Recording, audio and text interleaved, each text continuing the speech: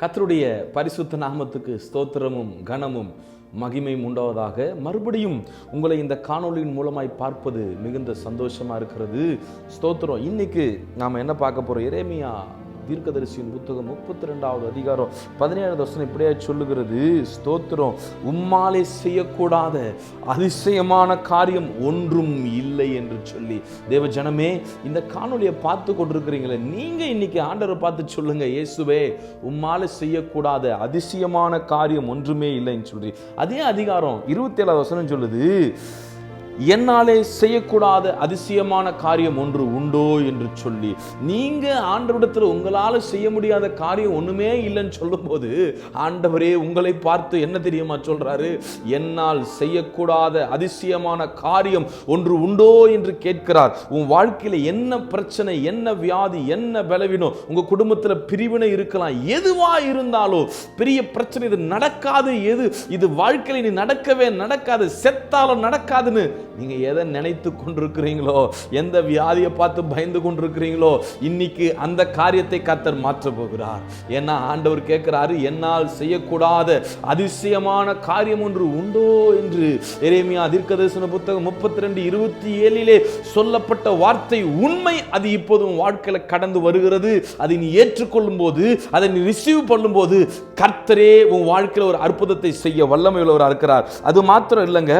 யாத்திராகமம் 15:26 ஆண்டவர் சொல்லுகிறார், நான் எகிப்தியருக்கு வரப்பண்ணின வியாதிகளில் ஒன்றையும் உனக்கு வரப்பண்ணேன் என்று சொல்லி. அவர்கள் மூல வியாதியினால பாதிக்கப்பட்டிருந்தார்கள். பலவிதமான 10 வித வாதைகள்ல பாதிக்கப்பட்டிருந்தாங்கன்னு தெரியும். ஒருவேளை நீங்க மூல வியாதியினால, பைல்ஸ்னால பாதிக்கப்பட்டிருந்தீங்கன்னா, அவர் எகிப்தியருக்கு வரப்பண்ணின வியாதிகளில் ஒன்றையும் உங்களுக்கு வரப்பண்ணேன்னு சொன்னார் இல்லையா?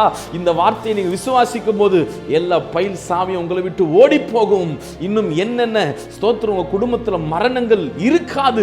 ஏன்னா ஸ்தோத்திரம், தலைச்சன் பிள்ளையின் மரணம் எகிப்தின் வாதை, அது உன் குடும்பத்தில் வராது. உன் குடும்பத்தில் இருக்கிற ஆண்கள் மரித்து போக மாட்டார்கள். பலவிதமான சாபங்களையும் இந்த வார்த்தைகள் உடைத்து விடுகிறது என்பதில் ஒரு சந்தேகமும் இல்லை. தேவ ஜனமே, மத்தேயு சுவிசேஷம் 9:12 சொல்லுகிறது, இப்படியாய் சொல்லுகிறது, பிணியாளிகளுக்கு வைத்தியன் வேண்டியதே அல்லாமல் சுகமுள்ளவர்களுக்கு வேண்டியது இல்லை என்று தேவன் சொல்லுகிறார். ஒருவேளை நீ வியாதியின் பாரத்தில், வியாதியின் கஷ்டத்தில் என் கண்ணீரை யார் துடைப்பா?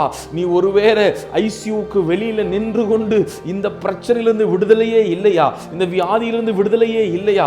ஒருவேளை ஐசியூக்குள்ள இருக்கிற ஜனமே, நீ கூட தேவனை பார்த்து என்னை விடுவிப்பார் ஒருவரும் இல்லையோ என்று இன்றைக்கு தேவனை அறியாதவர்கள் கேட்டுக் கொண்டிருப்பார்களே. ஆனால் இந்த வீடியோவை பார்த்து கொண்டிருக்கிற நீங்க யாராயிருந்தாலும் சரி, அவர் உங்க வியாதியை மாற்றுகிறதற்கு அவர் வல்லமை உள்ளவராய் இருக்கிறார்.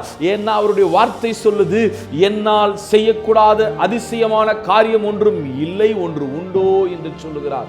இல்லவே இல்லை. தேவ ஜனமே, அவரால் செய்யக்கூடாத அதிசயமான அற்புதமான ஒரு காரியம் இல்லவே இல்லை. விசுவாசியுங்கள், நம்புங்கள்.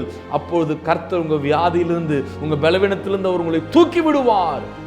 கேன்சரும் இயேசுவின் நாமத்தில் மாறித்தான் ஆக வேண்டும். எத்தனை பெரிய கொடிய வியாதியா இருந்தாலோ, கொள்ளை நோயா இருந்தாலோ, இயேசுவின் நாமத்தில் இப்பொழுது இதை பார்த்து கொண்டிருக்கிற, இந்த காணொலியை பார்த்து கொண்டிருக்கிற ஜனங்கள் எப்பேற்பட்ட வியாதியில் இருந்தாலும் கர்த்தர் அவர்களை விடுவிப்பீராக.